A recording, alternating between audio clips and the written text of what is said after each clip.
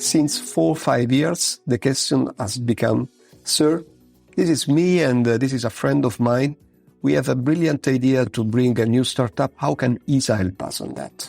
So for me, this is a change in mindset that is impressive, goes perfectly in the right direction. This means that the new generation wants to be in command. They want to be in charge of their own future. They want to create their own ventures. And this is where we have to help them. Hey, SpaceWatchers. This is Space Café Radio, your channel about trends, great people and awesome conferences. My guest is Luca del Monte of ESA's commercialization department. We met during the Spaceport Norway event in Oslo on 25th-26th of October 2022.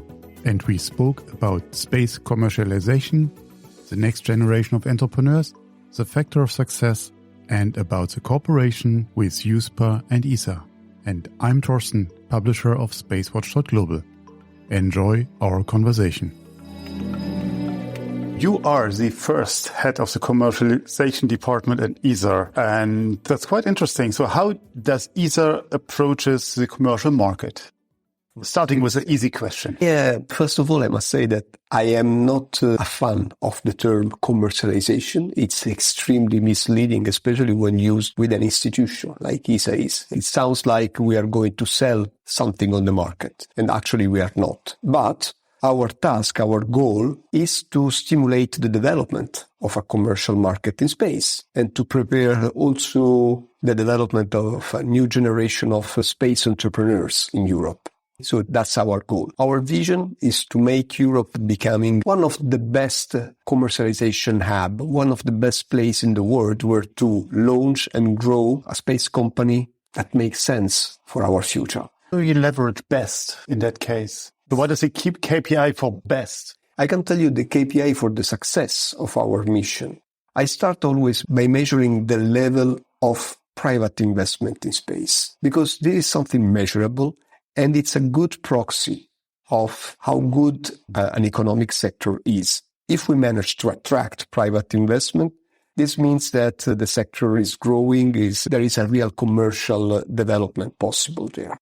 If I measure today the proportion, let's say, of private investment worldwide compared to the governmental spending worldwide in space, that's grown with a super fast pace. And nowadays we are at more or less at 15%. So private investment represent more or less 15% of the public spending in space globally. When it comes to Europe, the same proportion is 5%. So I measure a KPI of my success would be if I manage in, let's say, by 2025 to make the proportion 3 times higher. So this means to grow from 5 to 15% to maintain the same proportion as a minimum.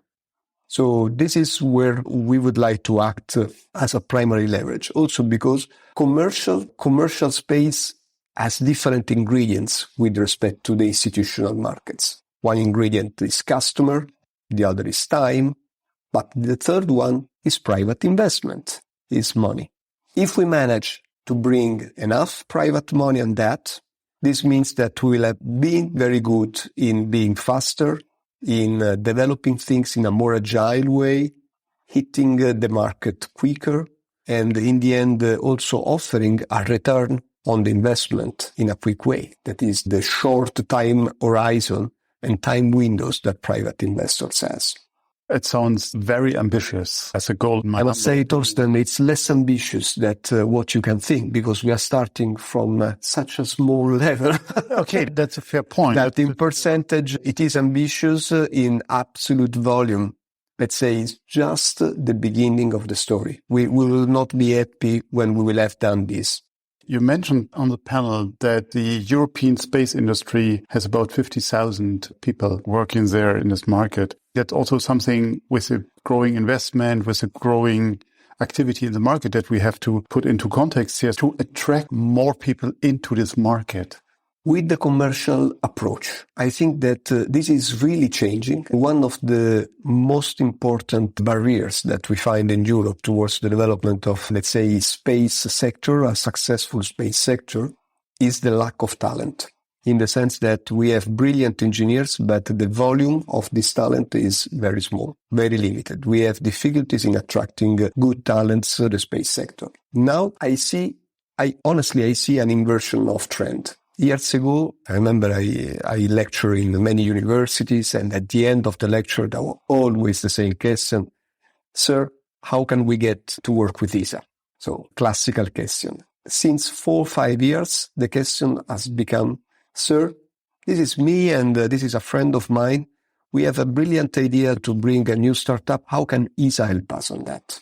So for me, this is a change in mindset that is impressive, goes perfectly in the right direction. This means that the new generation wants to be in command. They want to be in charge of their own future. They want to create their own ventures. And this is where we have to help them. We have to put at their disposal all the tools to accompany them in their life cycle of their companies, starting from having an idea, just an idea, maybe an invention protected, and then helping them to build their venture through business incubation, business acceleration, protecting their intellectual property, and eventually also connecting them with the right investors and helping them to get customers and scale up on the markets.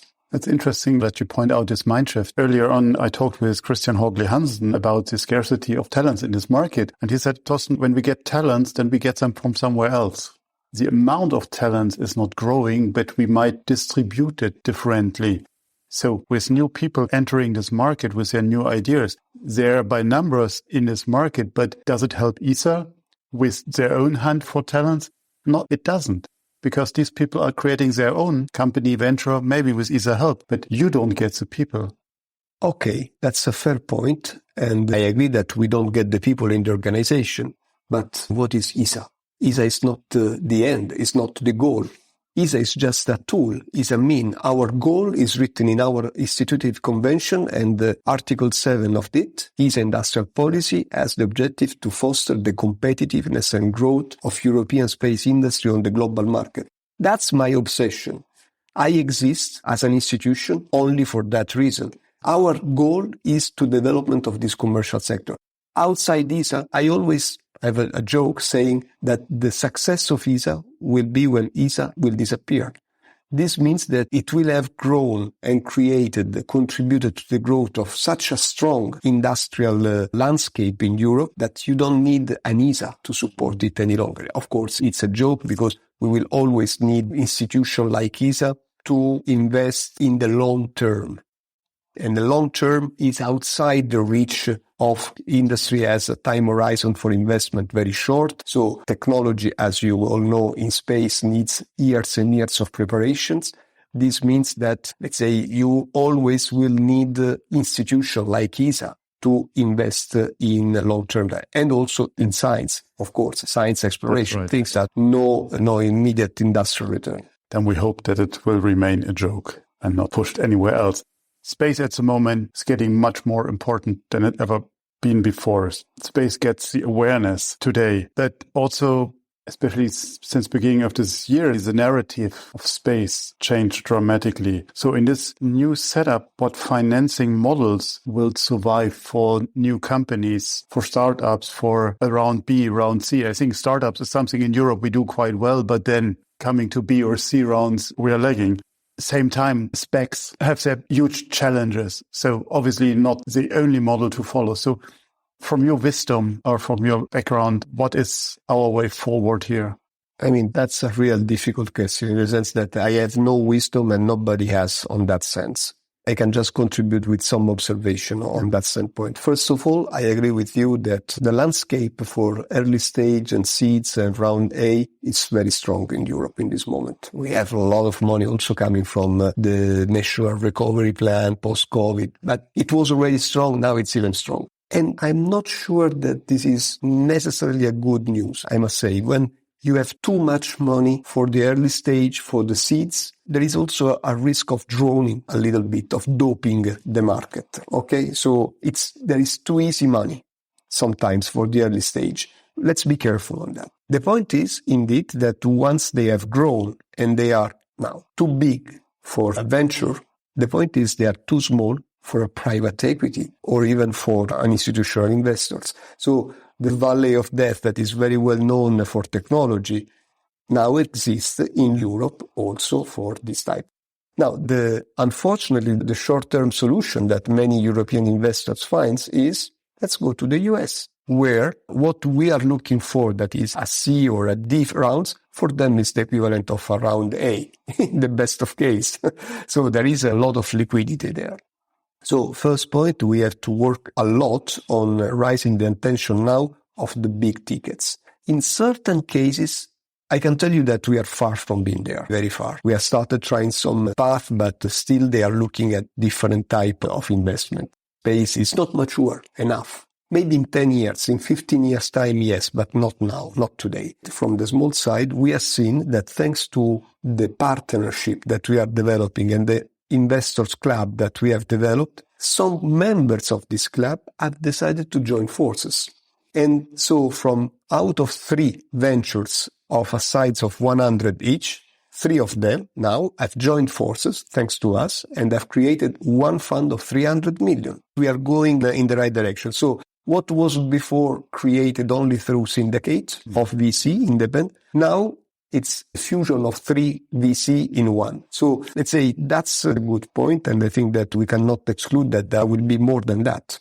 Also, just to say that since the moment that we have created this club, from the 1st of June, we are now end of October, we have already facilitated 20 million of private investments that before that club were not even feasible. It's just few months, it's a small amount, but to see that in perspective, this has a capacity to grow. As you mentioned before, we start from a very low point here. Talking about the VC market, I have the feeling that most VCs are going just for the me too. Something what is established, what is there, what's proven, somebody else has taken the risk already, so just put the money in. Or do you see the VCs also going for the real stuff, the real cool new ideas that might fail? There is a risk here, be honest, and I think that this is also why the members of our VC Investors Club value the fact of being part of that member. The fact is that there is, obviously, let's not hide it, the risk of a bubble. There is. I hear more and more about fantastic new ideas of fantastic new companies that, proposes assembly in orbit. They receive money, they receive investments, and this business case is based on another startup which is proposing space logistics to bring the materials that they will assemble to, which is receiving money. And in turn, his business case is based on a third startup who is maybe delivering payloads into orbit. And all the 3 are receiving money from it. None of the 3 has already delivered any type of infrastructure yet. This is very risky. When you arrive at the 3rd or 4th level of dependency in this chain, it is enough that one of the steps burst and the entire castle collapse. So this is the beginning of a bubble. So this is why in our club, we are very keen in providing the good advice and making them aware that if they want to invest there, they can do, but the risk is huge. And that's the advisory role that ESA has in the club. Yeah, absolutely. Actually, we do sit in the advisory board of these companies, not in the investment committees. This is absolutely would be a conflict of interest, but in the advisory board, yes. Let's talk about the new Center of Excellence that will open in a few days in Vienna. The European Center for Space Economy and Commerce. I couldn't say it in better terms. What is the aim and what can we expect from this center? Stay with us. We'll be right back. Moving is right up there with death and divorce in the Stress Olympics. But fear not.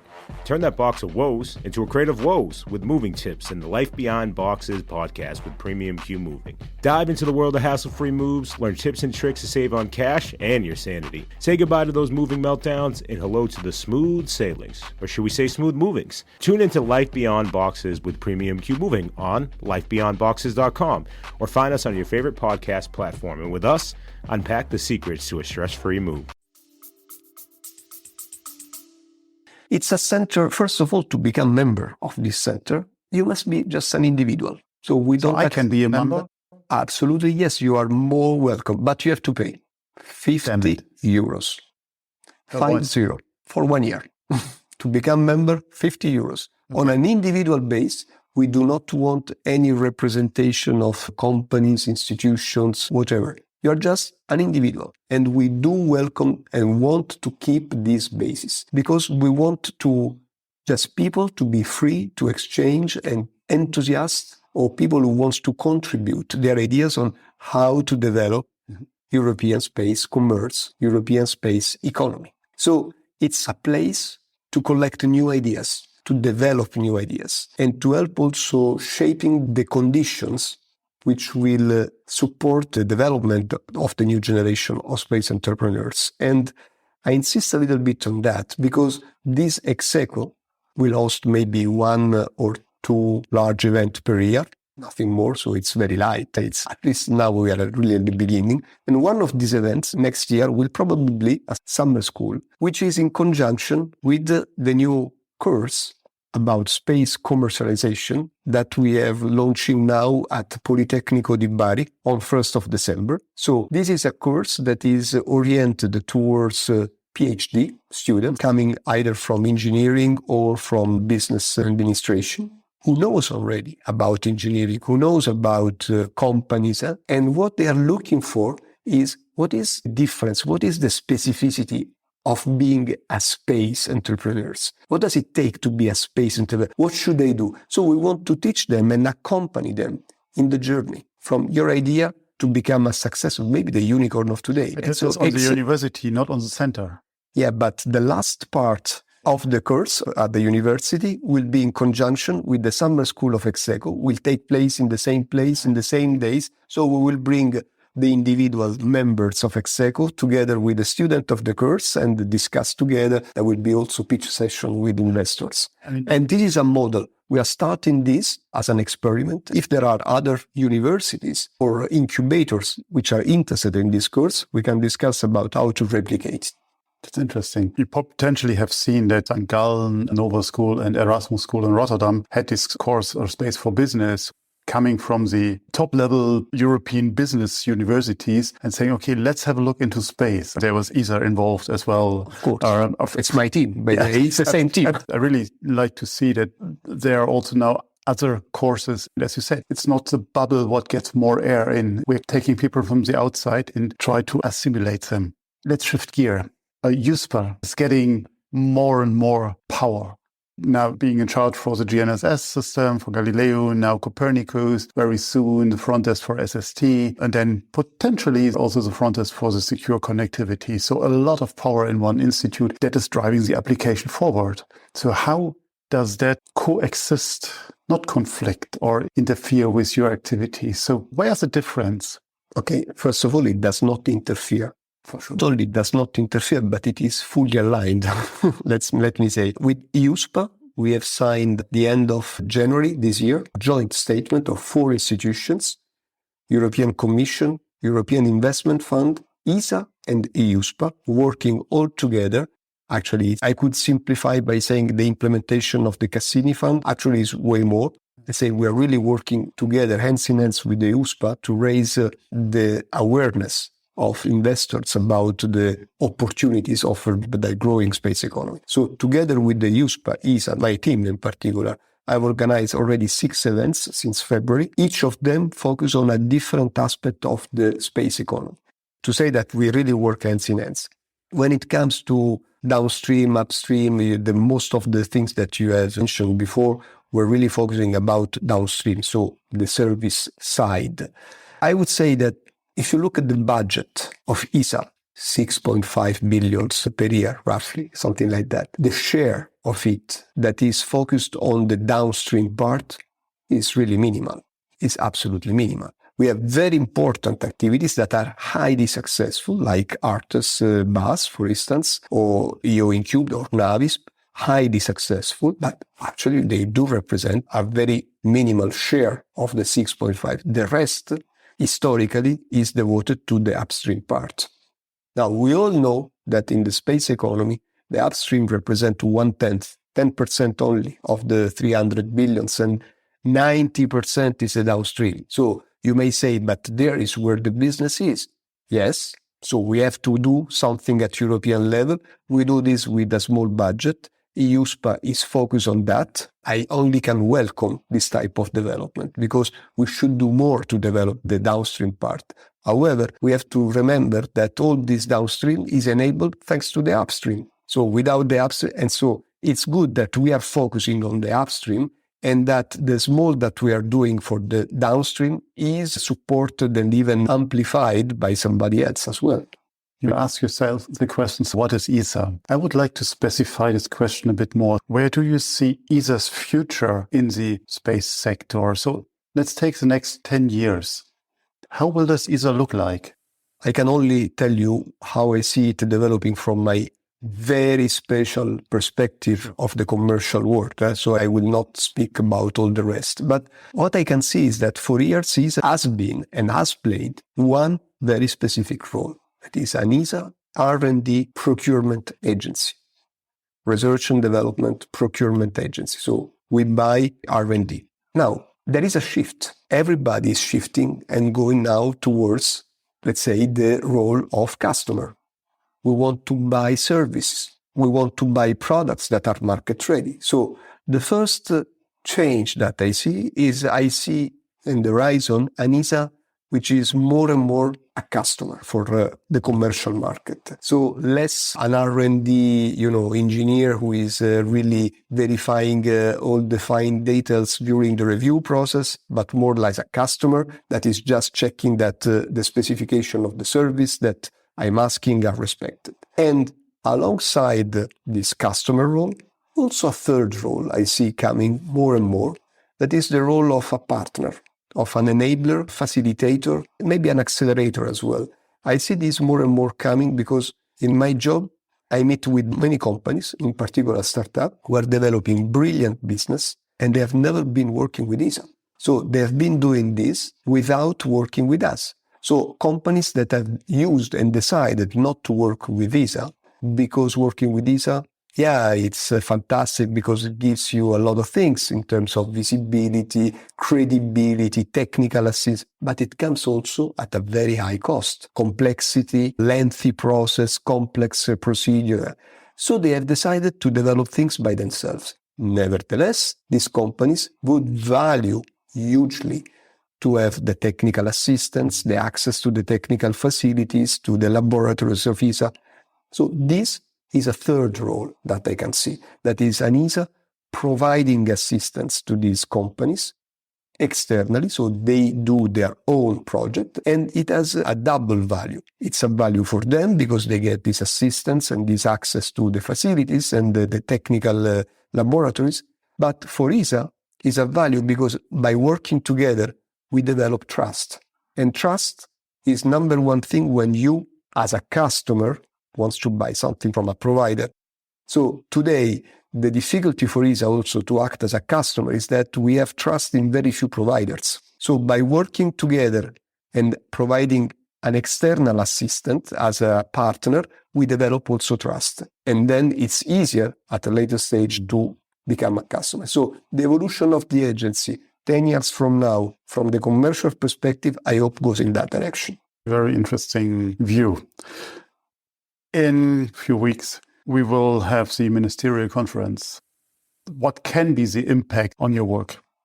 To be honest, I don't want to speculate because it would not be fair and then I'm not really in the position to do that. I don't have the elements. One thing I can tell you is you have mentioned for sure the programs will be heavily impacted, positively or negatively. Either it could be a full massive injection of amounts of money or not. And the national programs as well. They could benefit from a shift of funding or not. Irrespective of all these things, programs in our jargon means way to develop new products, new application, new technology, new service. So that would be affected. One thing that should not, and I don't think will be affected, is the need to develop entrepreneurs. The need to accompany entrepreneurs along the life cycle of their companies. This is a need that, will not change, irrespective of whether you are doing these things within ESA or outside ESA, your program. So what I mean is that this accompaniment activities and services that we have to deliver to the entrepreneurs from the idea generation up to having a product market ready and beyond. Once you have a product market ready, how to scale up on the market, that type of support will be a must. In any case, whatever the impact is, I am confident whatever will be the final result of the support for this type of services to entrepreneurship will stay, will grow even, because it's a first, and will grow massively. Let's meet after the ministerial. Let's see whether you have to pay me a beer or not. Definitely, and would be very delighted to pay you a beer if we see these positive results. What a great talk. As we play out this episode after the ministerial, we know that all the programs were signed and the event was a great success. Especially the startup entrepreneur initiatives and programs Luca spoke about got fully funded, even oversubscribed. So I definitely owe Luca a beer. And if you want to stay on the pulse of the space industry, please visit our website at www.SpaceWatch.Global and subscribe to our newsletters. And of course, don't forget to become a Space Watcher.